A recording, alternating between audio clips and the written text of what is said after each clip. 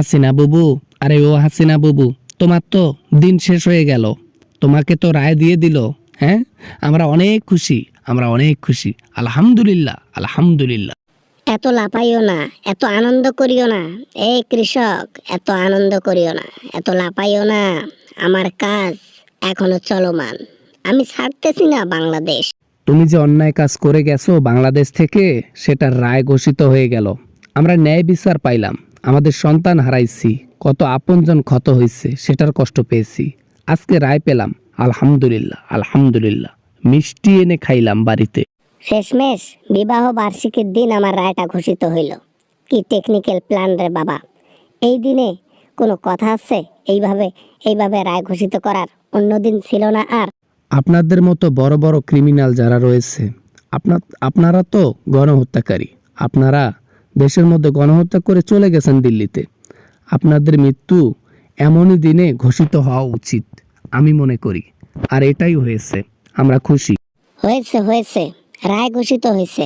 এমন না তো যে আমাকে ধরতে পারছে। আমি দিল্লি থেকে কখনো বাংলাদেশে যাবই না।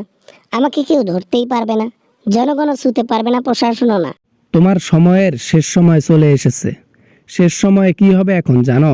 তুমি আর বেশি দিন দিল্লিতে থাকতে পারবা না। কেননা এখন উপর লেভেল থেকে চাপ আসবে মোদির উপর, জানো? এই জন্য তো আমি মোদিকে তলে তলে বিয়ে করে রেখেছি, যাতে সে আমাকে ভাগিয়ে দিতে না পারে। আমি জানি একদিন আমার পরিস্থিতি এমন হবে, তাই তো আগে এসে মোদিকে বিয়ে করেছি। তুমি মোদিকে বিয়ে করো আর শাদি করো, নাং করো আর কি করো করো, তোমার ছাড় নাই।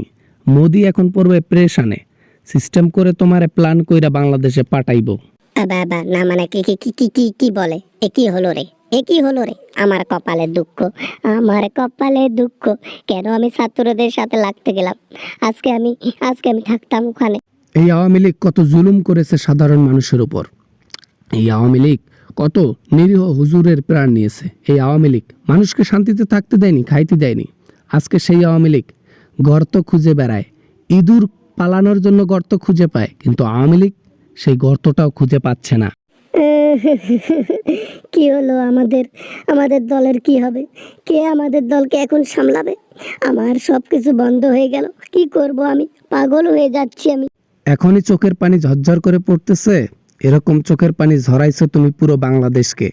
বাংলাদেশের মানুষের চোখের পানির অভিশাপ আছে না, আল্লাহ তাআলা সহ্য করছে অনেক। তাদের চোখের পানির মূল্য এখন দিতেছে আল্লাহ তাআলা। আমাকে ক্ষমা করে দেন, আমাকে ক্ষমা করে দেন, আমার ভুল হয়েছে। তোমার মতো পাপিষ্ট বান্দাকে কখনো আল্লাহ তাআলাই ক্ষমা করবেন না। তাহলে আমাদের মতো বান্দা কিভাবে তোমার মতো লোককে ক্ষমা করে দেয়?